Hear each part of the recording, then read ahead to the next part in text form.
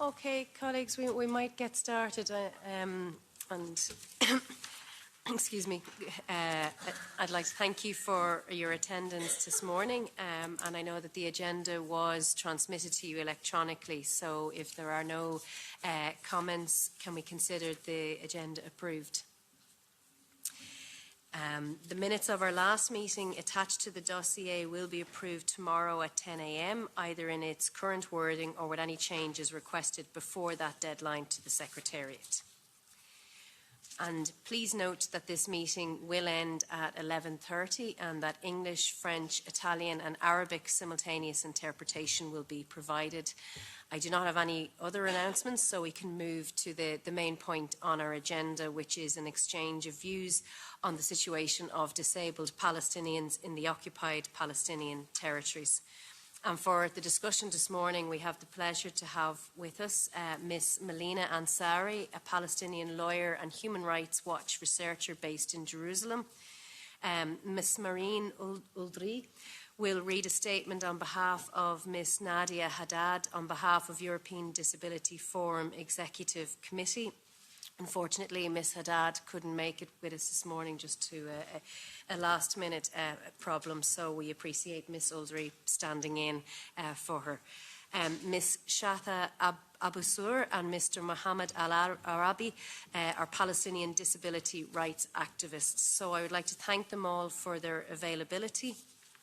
And colleagues, before I give the floor to our guests, I would like to recall just a few key points that illustrate the grave situation that faces persons with disabilities in Gaza. Because even before the current situation, nearly 50,000 people in Gaza were registered as living with a disability. For years, restrictions on movement and imports severely limited access to necessary treatment, equipment and support services. And this situation has led to nearly 100% unemployment among persons with disabilities and significantly heightened poverty levels. Since the escalation of violence in October 2023, the already dire conditions have become catastrophic. Adults and children with disabilities are often among the most vulnerable in times of conflict. Their limited mobility and dependence on assistive devices or caregivers place them at increased risk of harm, and they face significant barriers to evacuation, safety and access to humanitarian aid, which of course has been further compounded by what we're seeing with the aid situation at the moment. If you are paralysed, you cannot run from shrapnel. If you are deaf, you cannot hear warnings to take cover. If you rely on a wheelchair and your home is destroyed, evacuation is nearly impossible.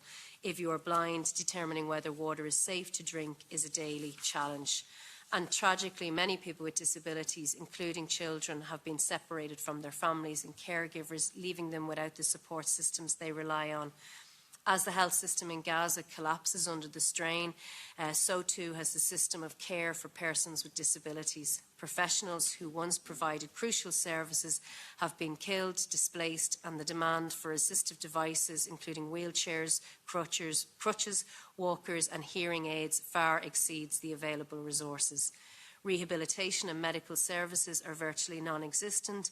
With no fully functioning hospitals left in Gaza, the needs of persons with disabilities are being critically unmet.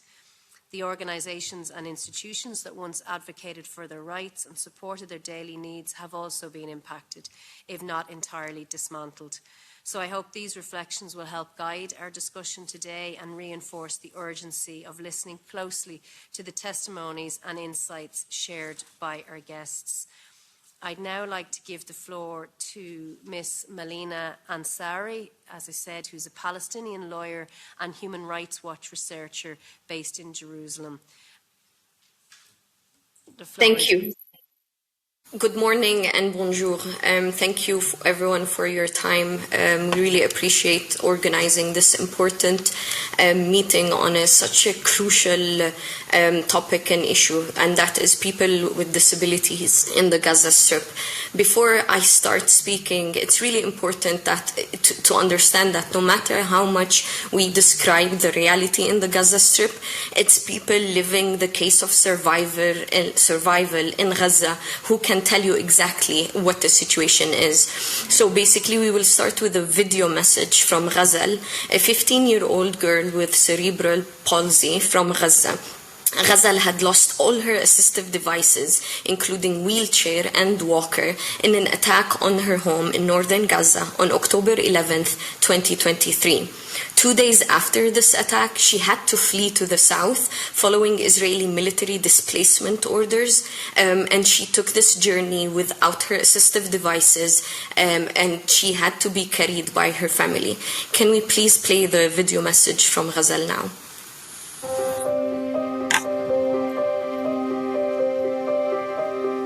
المواصلات في المشي كتير بتغلب، القصف فوق روسنا ولحالنا بنمشي في الشارع.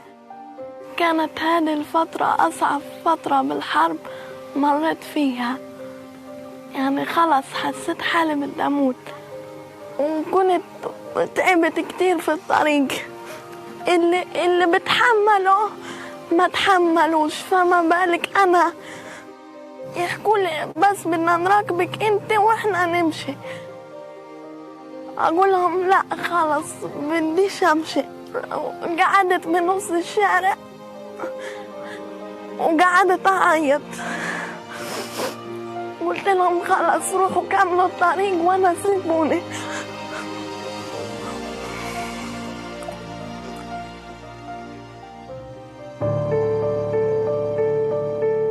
فشوية أنا أمسكها وشوية أبوها يحملها، شوية أختها تمسكها. صارت تعيط يما خلص روحوا سيبوني، وإيش بصير لي أنا بصير على الناس. فيعني هذه أصعب مرحلة يعني صراحة في النزوح كانت. فمن بعد الحرب ما ولا جلسة عملت، وكله أثر على رجلها، لأنه طبعا من نقص اللبس الجهاز اللي انقصف، من البوت اللي ما لبستهوش يعني غير بعد الحرب بأسبوع، قبل الحرب. إلنا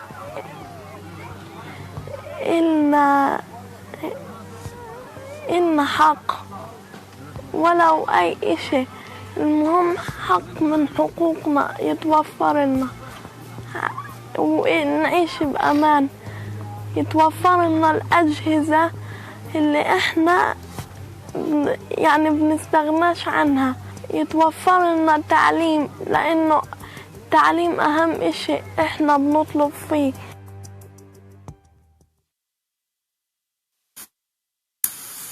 Thank you. So this message from Ghazal and her mother is a heartbreaking story, and unfortunately it's just one amongst thousands, if not hundreds of thousands.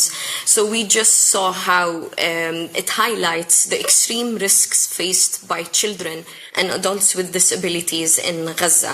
To explain a bit more about the video, you know, Ghazal, during her challenge and way to the south of the Gaza Strip, she was extremely tired without any assistive devices, to a point where you know, children with disabilities should not feel like they are a challenge to their parents, to a point where they tell them, leave us, you survive and we will stay here.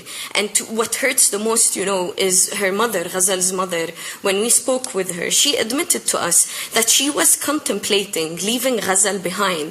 You know, she said, I was confused whether to stop while we were under bombardment or to leave Ghazal behind and walk. And you know, while Ghazal was able to flee to the south under horrible conditions, other people with disabilities were not. In fact, one of our main partners, Badr Musleh, a 39-year-old man with a visual disability, was killed in an apparent Israeli strike in Gaza on December 7th. He was a father to 3 children, ages 2, 8, and 10. He told us that his biggest fear was how he, as a person who cannot see, would be able to protect his family. He was unable to flee his home despite the bombardment and the displacement orders, and there was no safe or accessible place for him to go to even begin with. People with disabilities and their families constantly reported that Israeli military does not provide advanced warning ahead of attacks, making it harder for them to evacuate and save their assistive devices. Even if such warnings were provided for them to be compatible with the rights of people with disabilities, such warnings should be provided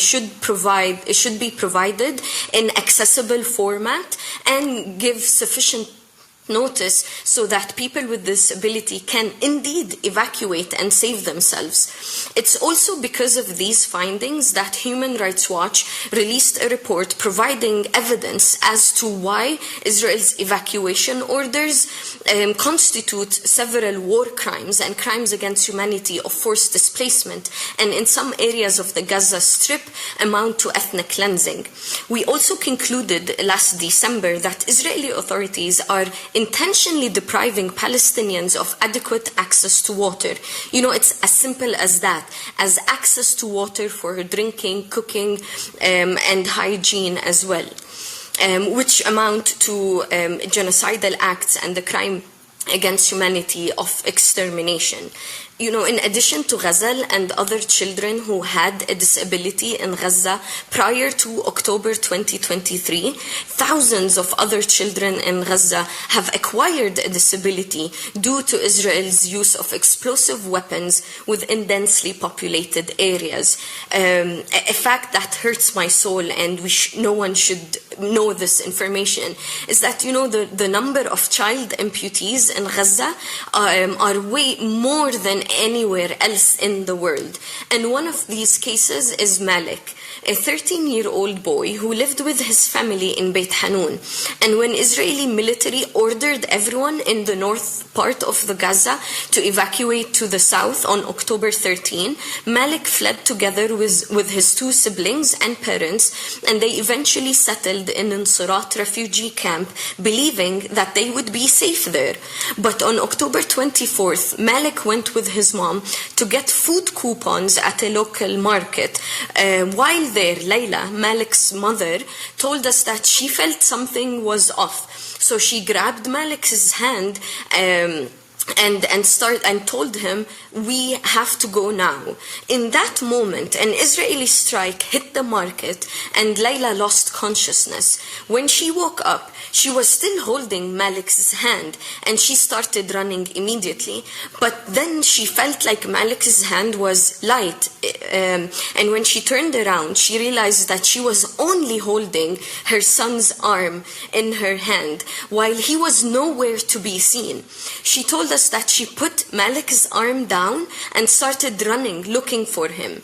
She found Malik just before he fainted and lost consciousness too.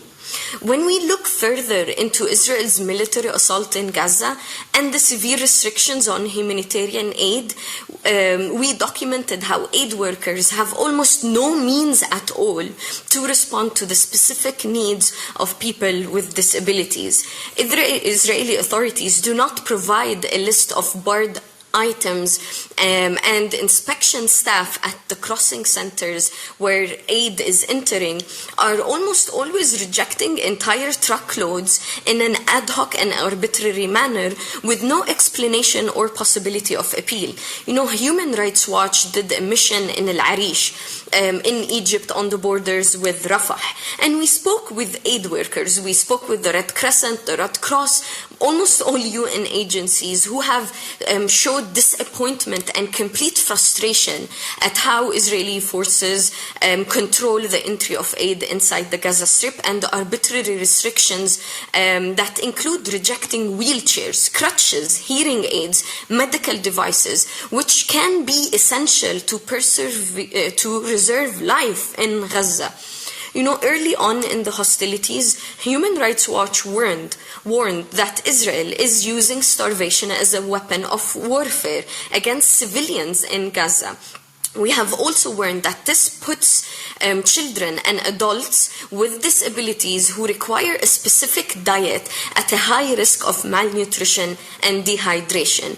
Currently, UN statistics report that 92% of children aged 2 and 24 months and pregnant and breastfeeding women are not meeting their nutrient requirements. There are 71,000 cases of acute malnutrition among children aged 6 and 59 months only. For instances, Usman, a 16-year-old boy with cerebral palsy who uses gastrostomy feeding tube, lost 7 kilograms between the beginning of the hostilities, so October and November 16th.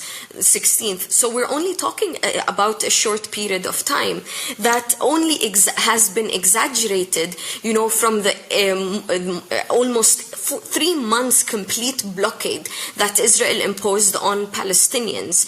And the family of Uthman reported to us and highlighted that the family lacked access to both the specific food he needed, such as vegetables, and also electricity to blend his food because he cannot chew on his own.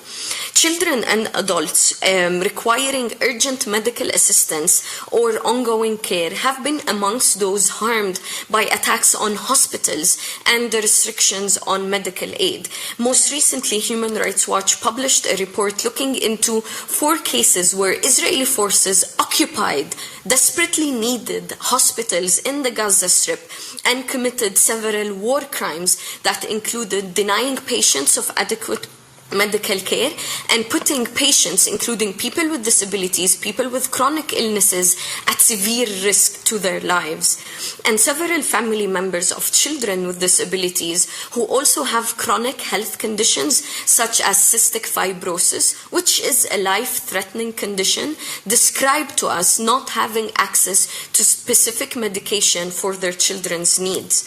All doctors we spoke to confirmed that the medical needs of children with pre-existing disabilities go unmet due to acute needs and lack of adequate supplies, and that children with disabilities will die as a result or acquire further disabilities from these restrictions.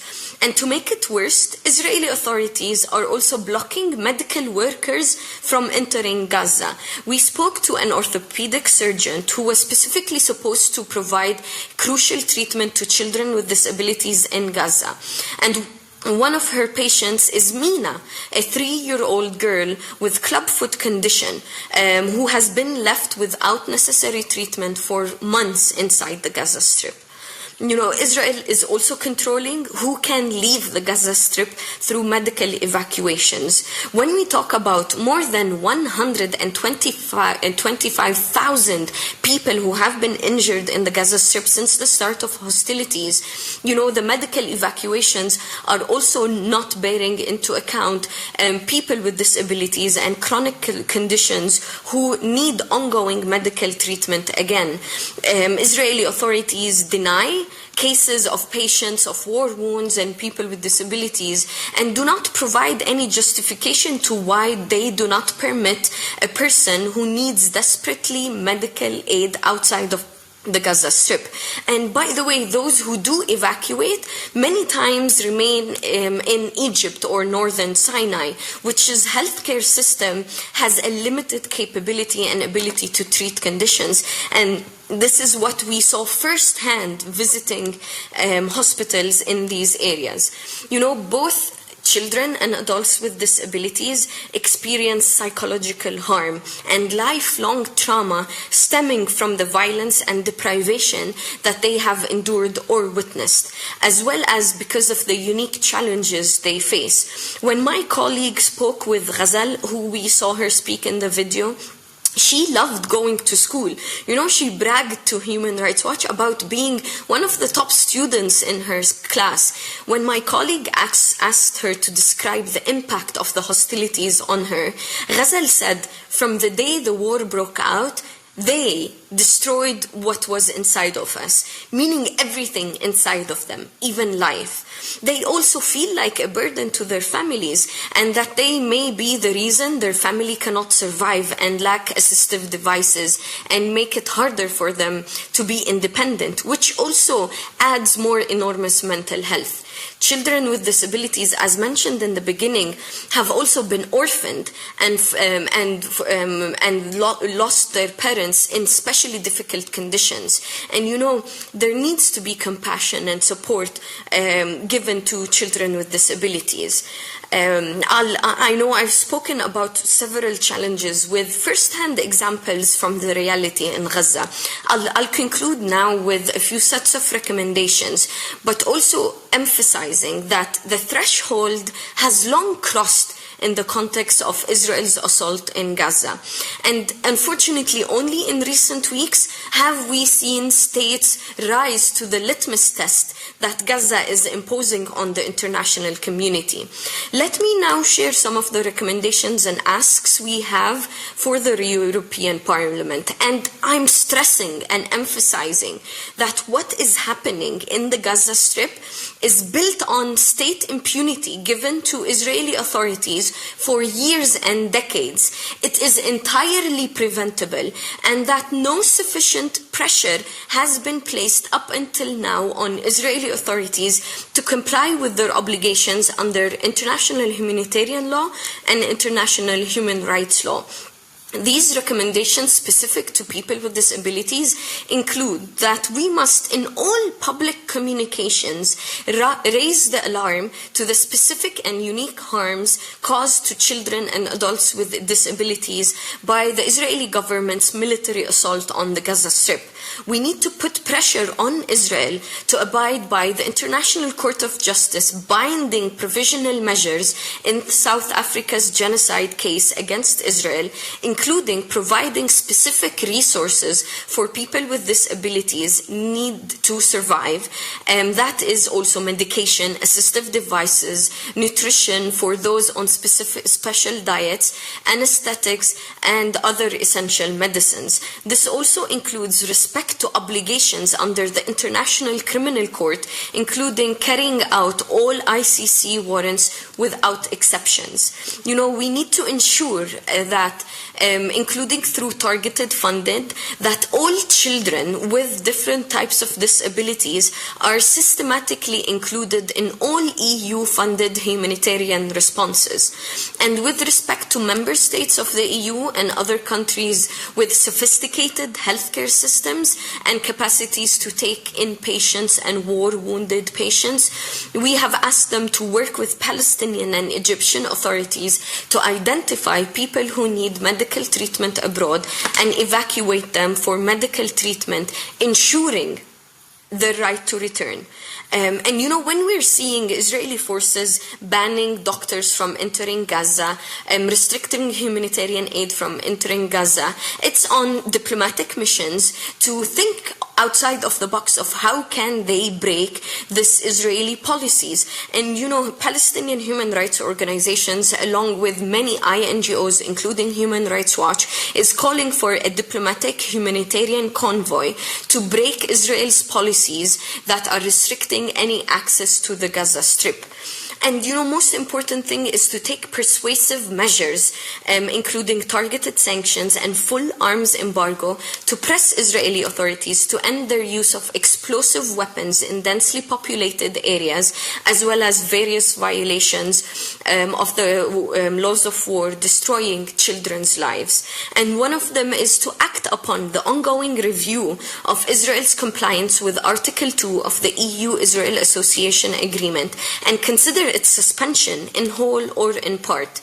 I'll end with a really heartwarming message.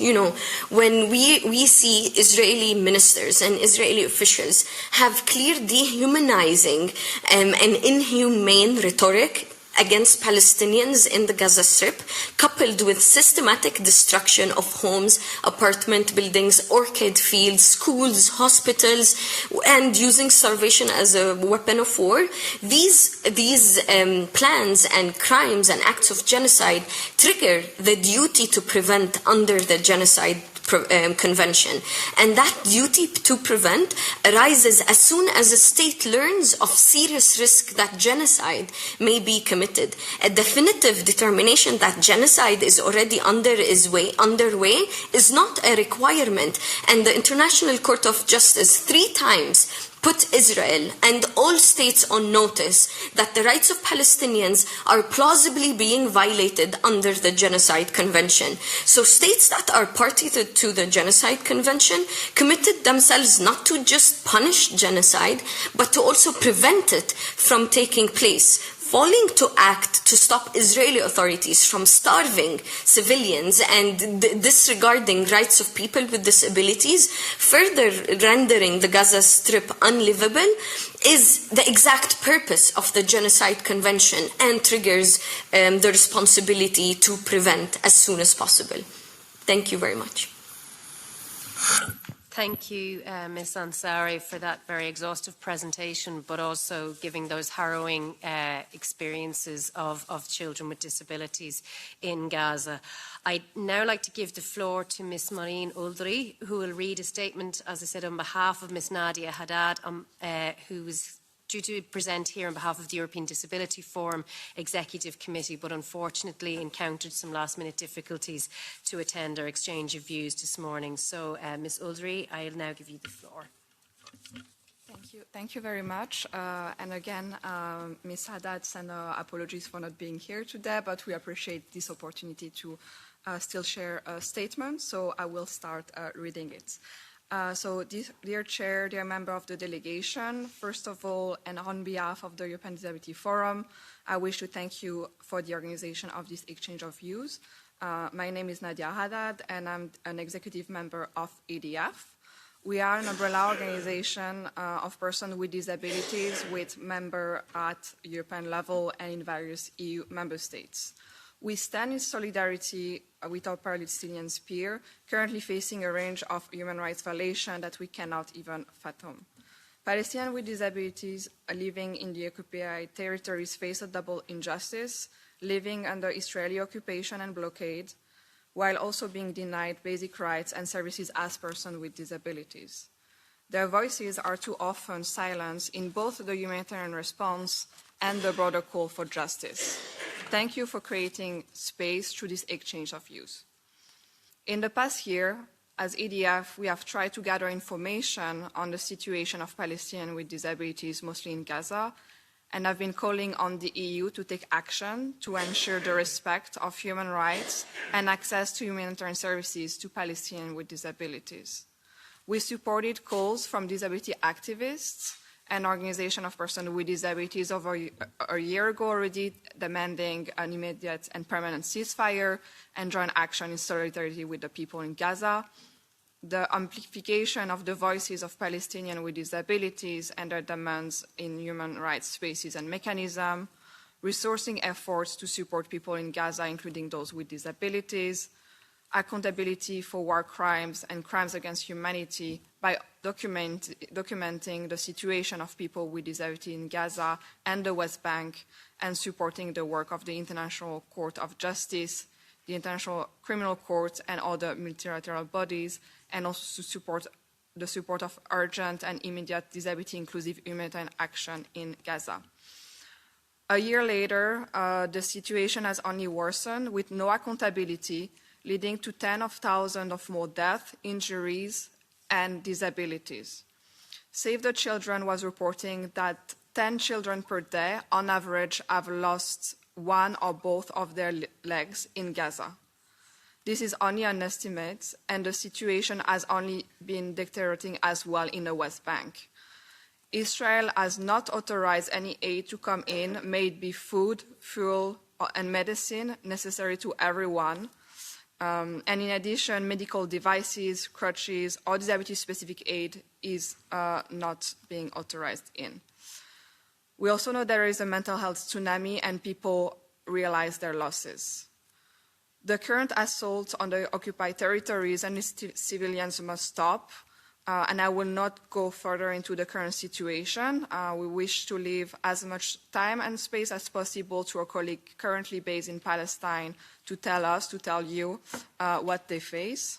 What I wish to conclude with is the importance to keep bringing disability perspective in the work of your delegation. We also call on you to pressure the European Commission, in particular DG ECHO, the EEAS and the Council of the EU to stop the current impunity and ensure Palestinians with disabilities are not left behind in the rollout of humanitarian support provided in Palestine by the EU and by the EU member states. Recovery will take decades with focus need on most vulnerable people, among which children, women, and people with disabilities. Destruction in the north is so immense, and existing roads are so damaged that displaced people with disability have little possibility to rebuild their lives. As EDF, we fight for a fair and inclusive Europe, and so we must not be hypocrites here, and this needs to be reflected in the EU external actions. Finally, I would like to ask you to be particularly active in the negotiation of the next EU budget to ensure that funding going to external action and condition to access funding do not exclude either directly or indirectly people with disabilities. Instead, when EU funding is being used in Palestine and the occupied territories, Palestinians with disabilities, through their reorganization, must be included in identifying priorities and in designing projects. They are key partners for effective action, and their perspective and involvement will particularly be needed in any effort for humanitarian action, reconstruction, and rehabilitation. As we stated before, the number of persons with disabilities has only increased due to injuries and lack of medical treatment. We hope to remain a partner of your delegation and of this work in coordination with our colleagues in Palestine. When it comes to humanitarian action and reconstruction, disability voices are way too often excluded, and we face many issues in this area now and in the past. Through our work in other settings, so for example in Ukraine, we also managed to see good practices, and we can share those with you and with partners. May this time come. I thank you for your attention. Thank you so much, Ms. Udry, and I'd like to just offer thanks to Ms. Haddad as well for the insightful contribution. I would now like to give the floor to Ms. Shatha Abasour and Mr. Mohammed Al-Arabi, who are Palestinian disability rights activists.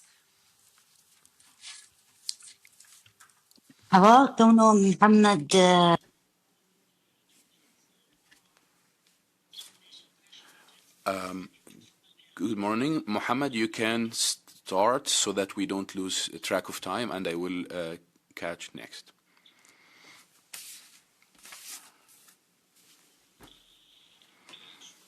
Thank you, Shatha, and thanks everyone for allowing me this opportunity and for persons with disability to speak of their experiences and struggle in Gaza. My name is Mohammed Arabi, and I'm activist in the persons with disability.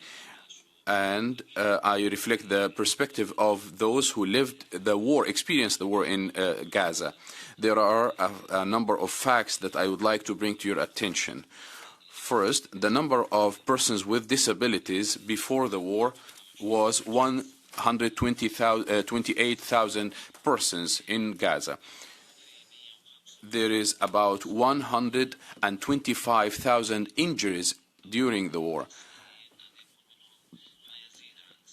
60,000 of which are with permanent disabilities as a result of amputations in their limbs. In Gaza, there is 55,000 martyrs during the war, 1,000 of which was a person with disability and their families. All people in Gaza fled from where they lived, including people with disability. Some were displaced once, and some 10, 15, or even 20 times. All people in disability starved, including people with disability and their families. All people in Gaza were subjected to murder. One of the family members were killed or injured, including those with disabilities. All children in Gaza were deprived of education, including children and the youth with disability. All people in Gaza are not safe, and they could be killed at any moment, including people with disability and their families. All people in Gaza are deprived from necessary medication, including people with disability. And all people in Gaza are prevented from traveling, including people with disability. And honestly, I wanted to convey to you the struggle that they live through this war, the biggest of which is displacement. Displacement means to leave your home, your area, as per instructions from the IDF, that this area is not safe, and flee from here to the other safe areas that as you know, from the north to the south. All people, including people with disabilities, fled from the north to the south at the beginning of the war because they thought this was a safe area in the south, passing by corridors or pathways that the IDF had already determined. These pathways or corridors are not suitable for anyone, especially those with disabilities, because, as we see, they don't have any rights. During this trip, they suffered from death. We call these the death traps, because these people with disabilities, hearing disabilities and mental disabilities, they did not understand the instructions that the IDF gave during their displacement. Especially those with hearing disabilities, when they call move right, move left, move forward, they did not hear these directions, and the IDF thought these did not follow instructions, so they either killed them or injured them or even arrested them.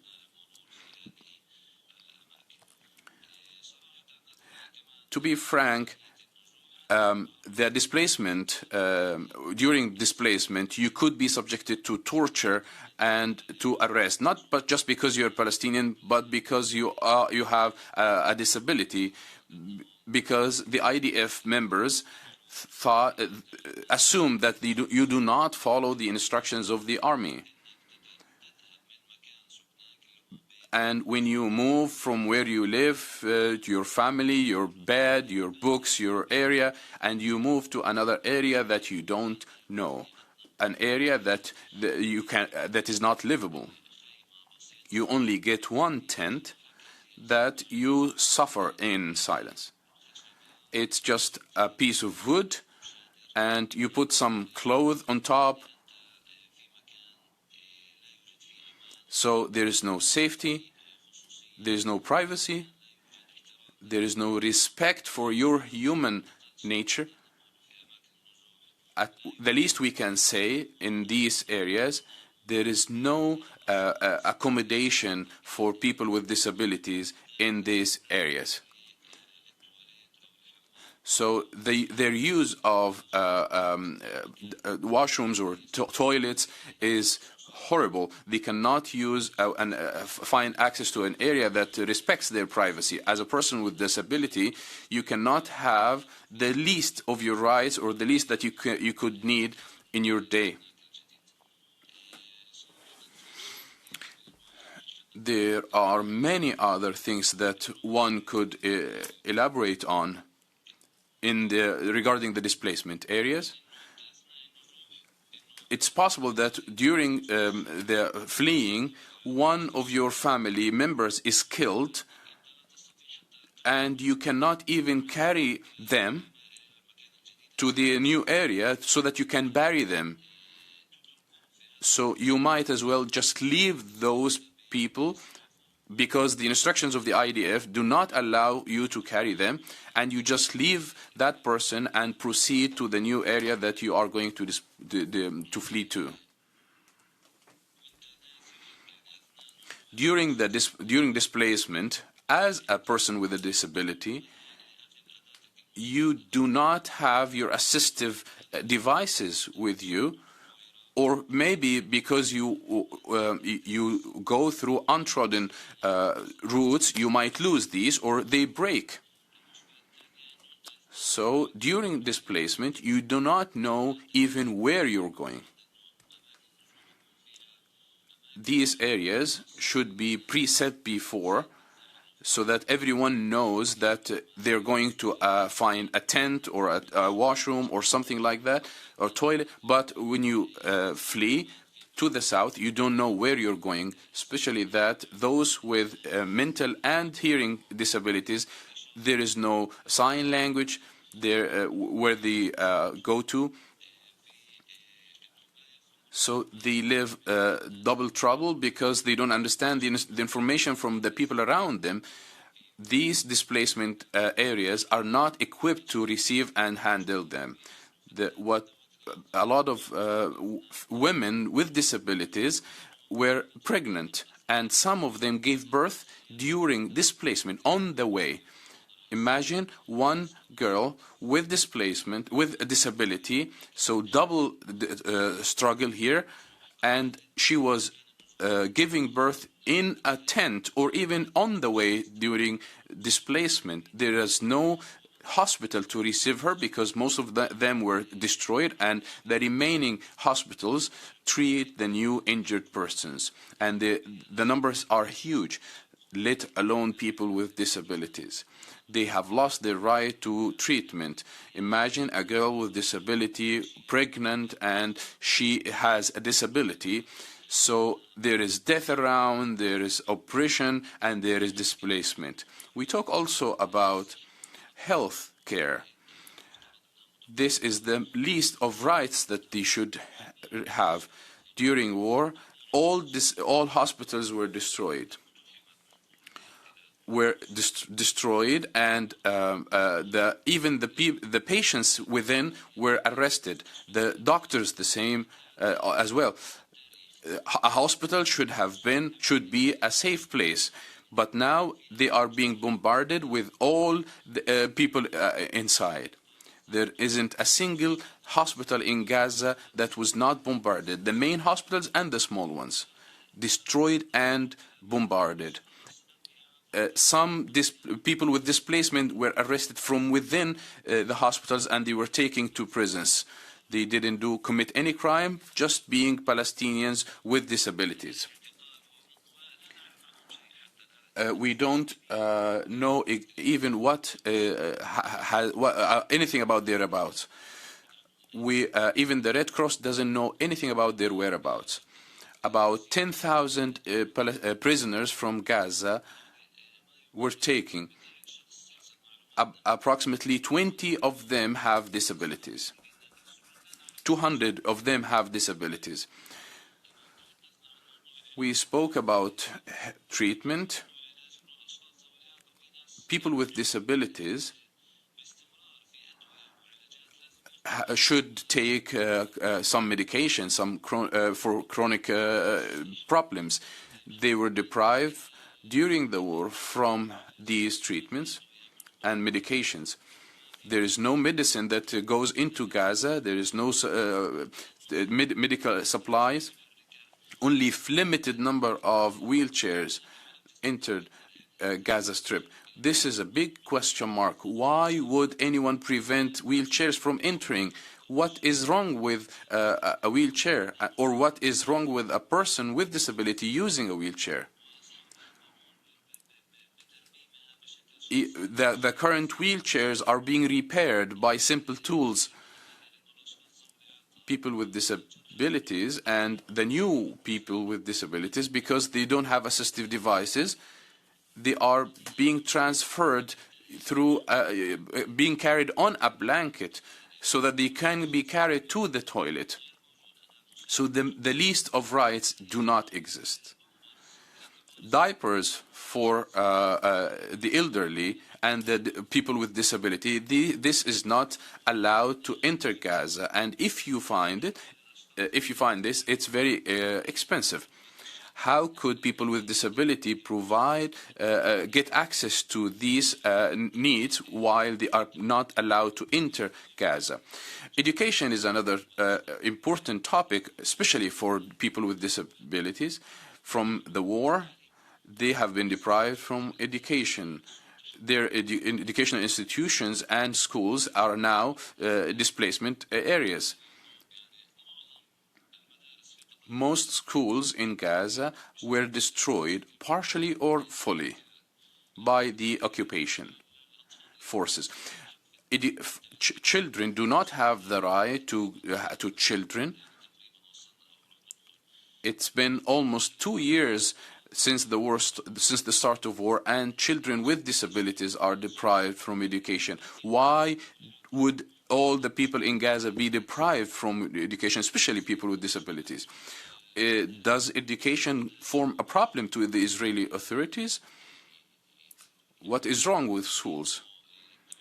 Why would they end education? Especially the institutions that provide services such as educational and healthcare services to people with disabilities. They were all destroyed. There isn't a single institution or organization that was not fully or partially destroyed in Gaza. Therefore, people with disabilities were deprived of the services that used to be provided to them. Most of the services are provided by institutions because, as you know, the government in Gaza is not able to provide the needs, to answer all the needs and provide the services to people with disabilities. Those institutions were not a single one of them were not destroyed or bombarded. Even the international organizations, they were also bombarded and destroyed in Gaza, leading to the deprivation of people with disabilities from their services. These institutions that worked in Gaza during the war did not anticipate that there were some needs, specific needs for people with disabilities, as what we call accommodation and privacy. People with disabilities did not have any food similar to others because they could not stand in the line to get food, which we call the death lines. They didn't have access to clean water because also you needed to stand in a line. People with disabilities could not stand in the line similar to the others because they are in an environment that is not tailored for people with disabilities. This applies to clothing and food and beverage. Ms. Abassour as well, so maybe if I could ask you just to wrap up. I'm really sorry, we want to make sure we have time for Ms. Abassour. Okay, تفضل يا شذا. Yeah, sure. Please go ahead, Shada.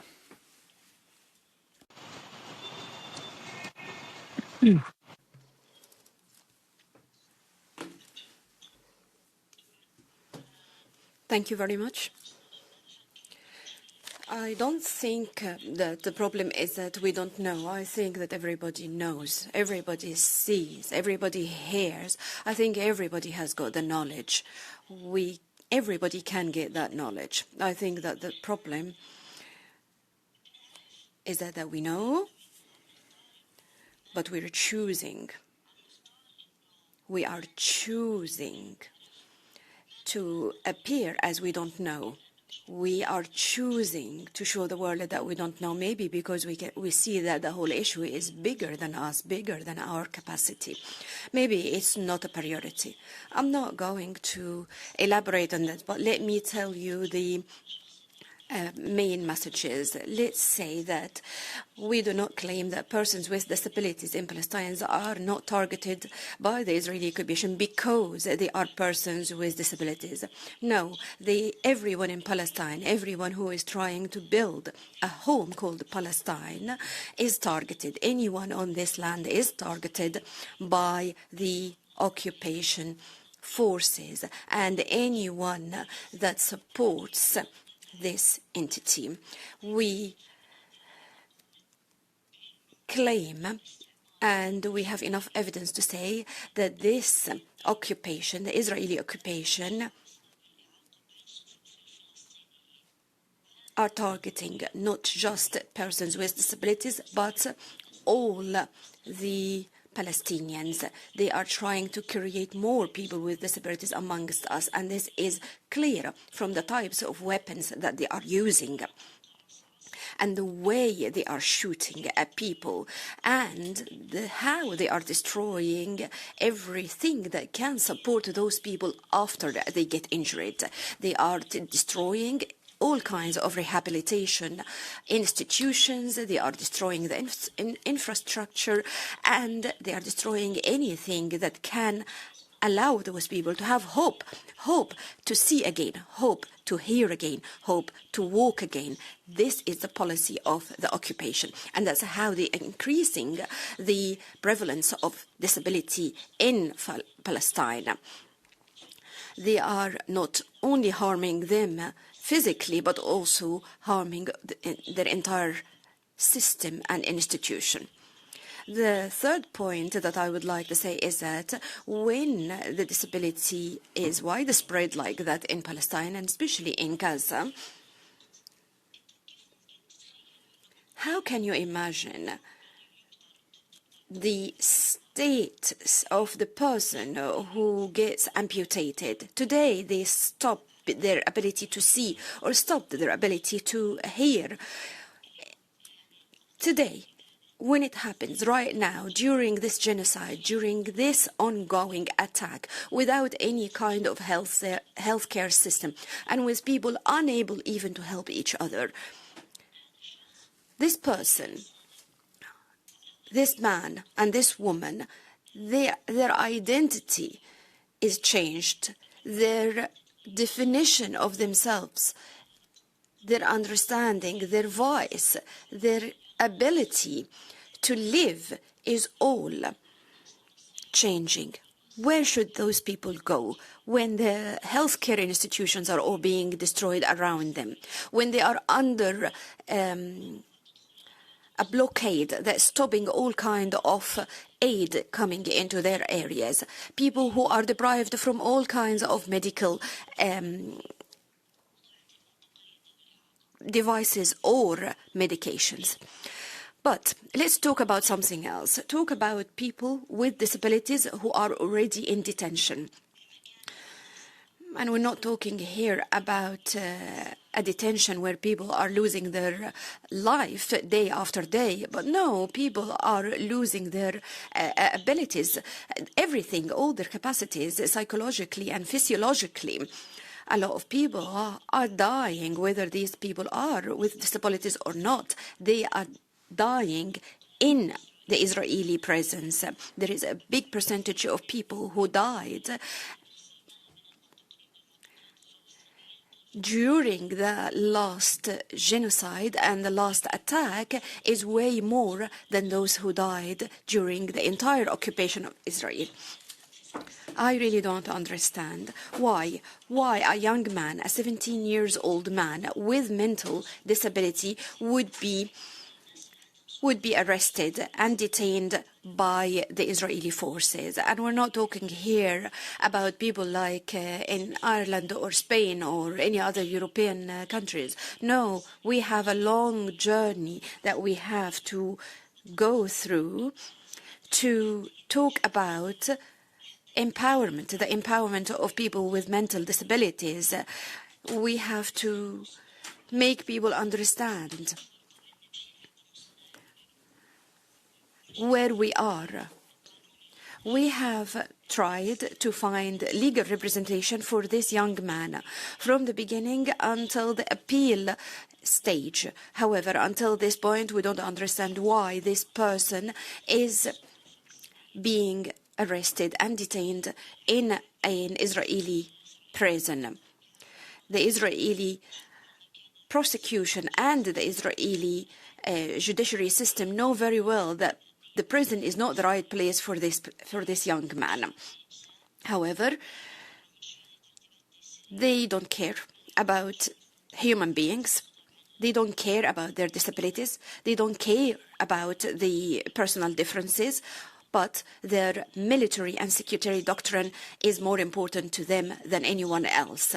So there is a very big question mark on the meaning of humanity, the meaning of a human being, and the experience of being a human being in Gaza. And for you, people who are contributing to this genocide, to this massacre that's happening every day in Palestine, in Gaza, and many other Palestinian territories. I don't know what we should expect from the European Union or any other organization, but I think at the very least, your own people are expecting you to amount your promises that you made to your own people. The last, maybe point before last, is the politically conditional funding for the Palestinian government and the civil society organizations. There are a lot of organizations that do not accept these politically conditional funding, that this funding that is conditioned to admit that the resistance is considered as terrorism. Where is the problem? Okay, the problem is that these organizations are not able to fulfill the need, and also maybe we need to review this point. Maybe we need to review our position. However, but those people who became disabled during the genocide or during any other time, these are the ones who should be beneficiaries of the services. So, but because how some people are politically affiliated or their way of thinking is different to the policy of the organization, then we can't help you. This is what we call double standards. Everything is politicized here. I have to stop here, but I just wanted to point out this point, and thank you very much for all your contributions.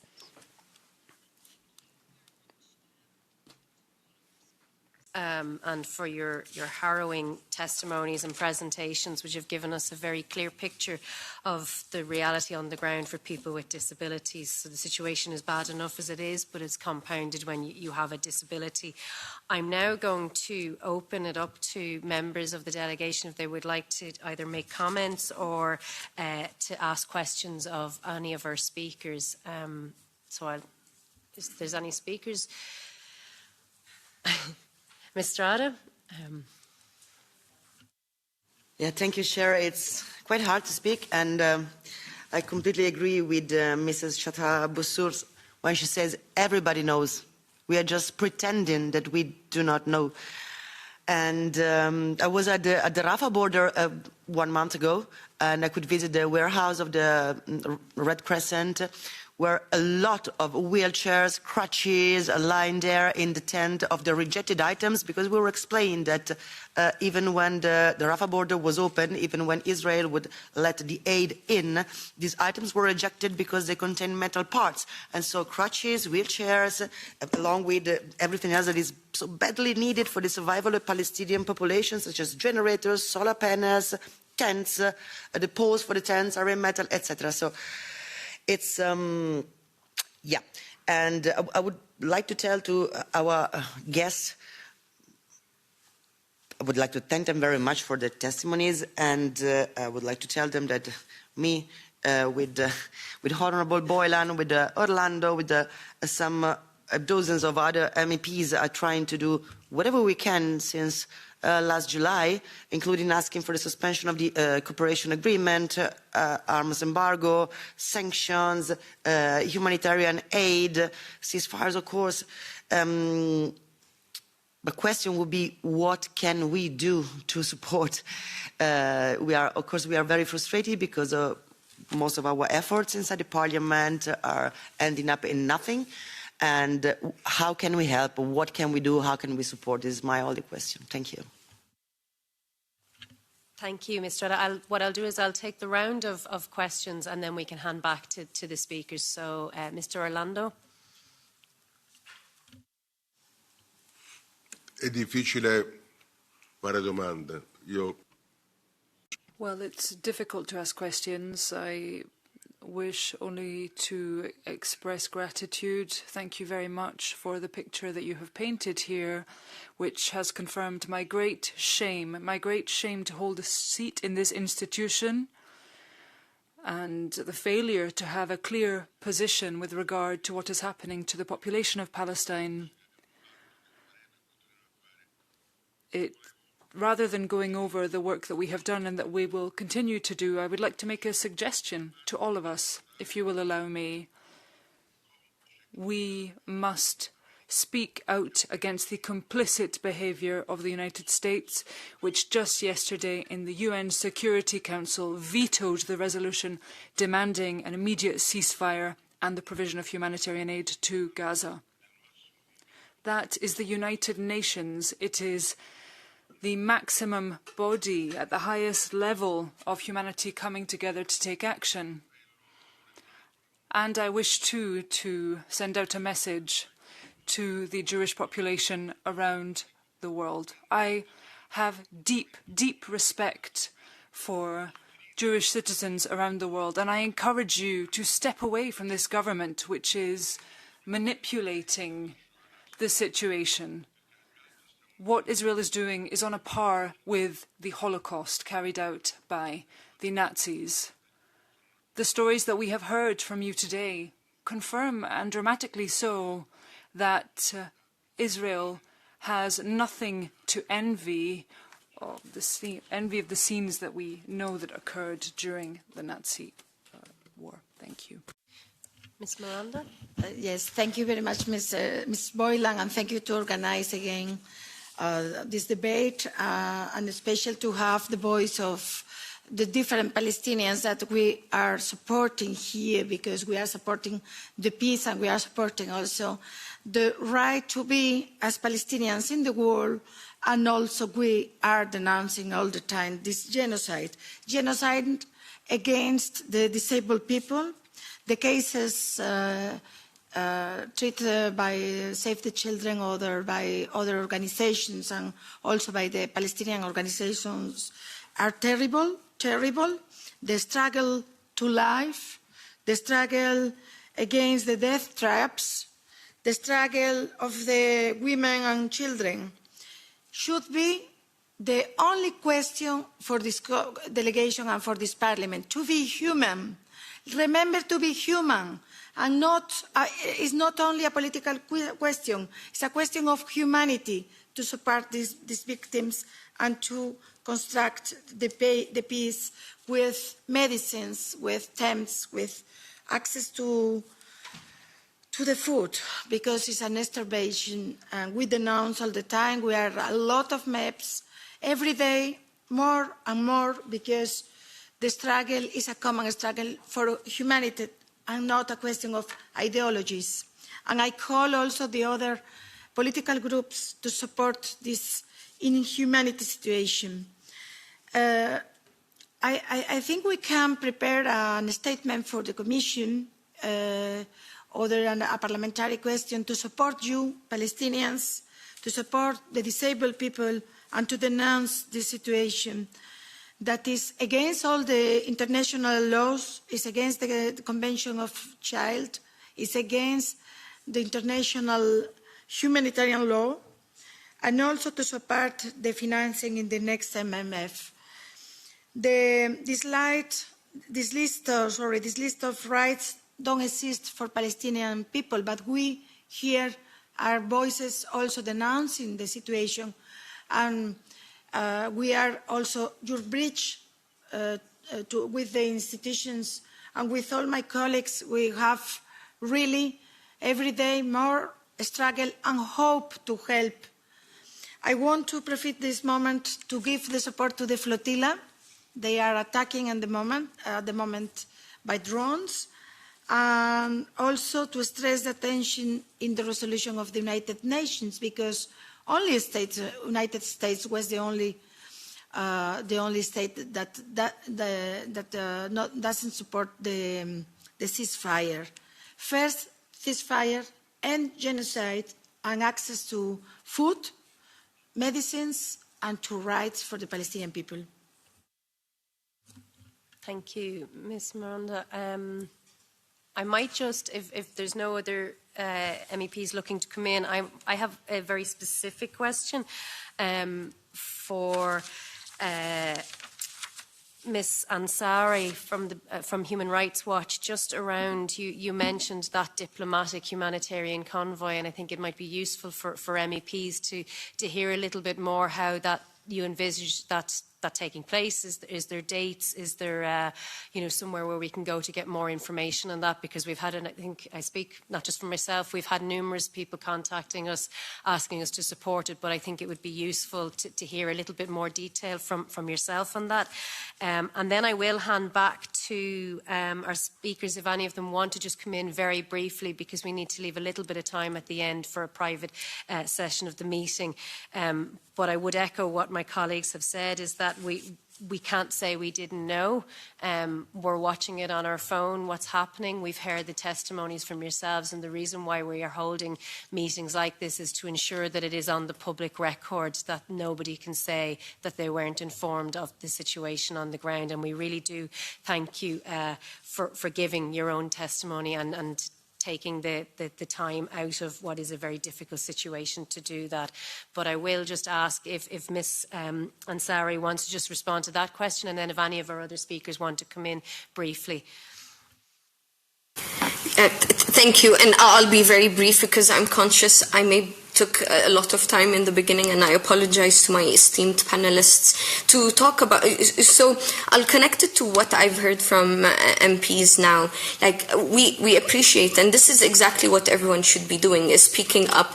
But after more than 600 days, more than 20 months, speaking up is absolutely nothing. It's about also standing up and taking action. So this initiative, the diplomatic humanitarian convoy, is led by Palestinian civil society, led by Al-Haq and others. So if you do want to get updated information on it, please do follow up with Al-Haq and Palestinian civil society. But to explain more about it, and I heard the shout out to the Freedom Flotilla, where you have influencers, you have people with a platform who are actually on a boat, on a ship, wanting to break the blockade on the Gaza Strip.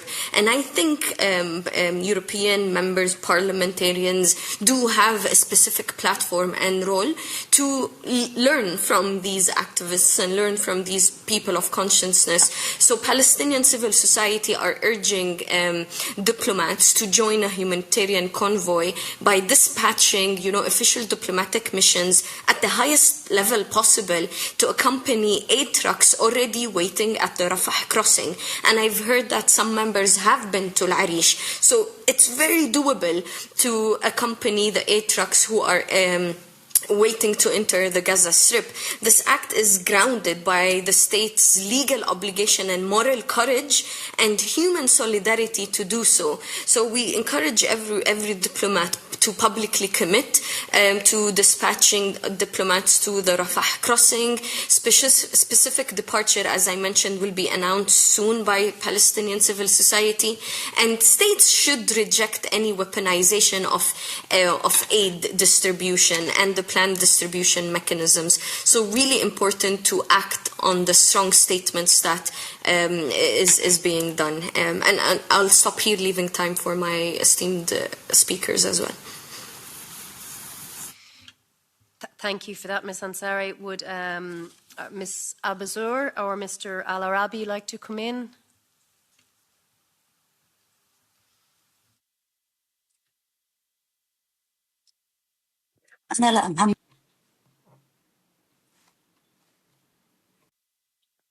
Go ahead, Ms. Abazur.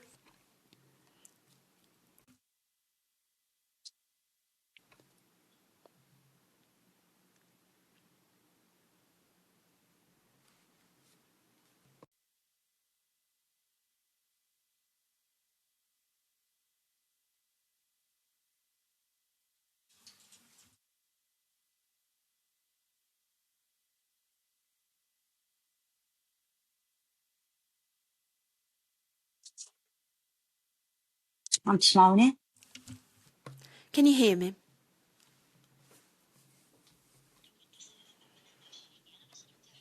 The only thing that I would like to say is that I think that it is time to review the pressure tools that we have so that we can change this reality that America is leading the world. I think that we live in a world of variety and difference. And it should result in real enrichment that can present us with a proper and better model of humanity, not enrichment of money. I'm not talking here about enrichment of money or resources. And the fact that America vetoed the resolution, that doesn't mean that, aid is prevented completely like this. I think we all need to review our positions here, and we need to use the pressure tools available for us so that we can make a difference. This is a test for every one of us. Thank you. Thank you, and I'll give the final remark then to Ms. Udry, and if I can ask members if they can stay back just for of minutes before we close the meeting. Thank you very much, and for all your remark and the time allocated for this meeting. So for us, it's really about please do not forget people with disabilities. I mean, what we heard is that, of course, like many issues face everyone in the occupied territories, but then it's very important to also include the specific needs and rights of persons with disabilities. At EDF, we'll continue following the development. We'd really try to put pressure where we can as well, and we're in close contact also with the Palestinian colleagues. So any information that you may need in your work, update and so on, we're also happy to coordinate with you on that. We appreciate also statements that are being made, questions that are being sent. We appreciate the one that was sent to Commissioner Labib, for example. So happy to continue this work with you and with the colleagues. So as we said, like first and foremost, hearing from people in Palestine directly. Thank you. Thank you, and I'd like to thank all of the speakers and MEPs for their participation. And before we move to item number 5, just to ask if anyone has any other business that they wish to put to the floor. If there are no other remarks, I will close. Oh, sorry. Yes, Ms. Miranda. Only a remark. Last year we were in Rafah. And it was really terrible because we couldn't go to the border. As former member of the flotilla 10 years ago, and after that I couldn't go to Palestine, I want to encourage you to access to Palestine and to Gaza, and encourage all the flotilla members and giving hope, because we are working for the hope for the peace, but also we are working for the ceasefire with our means. Sometimes stand up, sometimes with initiative, sometimes alone, but more and more, we are more people, more MEPs working together. Thank you, Ms. Miranda. So if there are no other remarks, I would like to close the meeting today, but I would like to sincerely thank all of the services of DG Link involved in the preparation and smooth running of this meeting, because they went to extraordinary lengths and dedication to ensure that we could hear from disability activists on the ground, and I really do appreciate your time and your efforts that were put into that. I think it was really important that we heard from them, but we appreciate it took a lot of effort on your part to do that. The date and place of the next meeting will be the 9th of July from 16:30 to 1800 hours in Strasbourg. And as I said, just very briefly, we can go into private session then just to talk to the members. Thank you.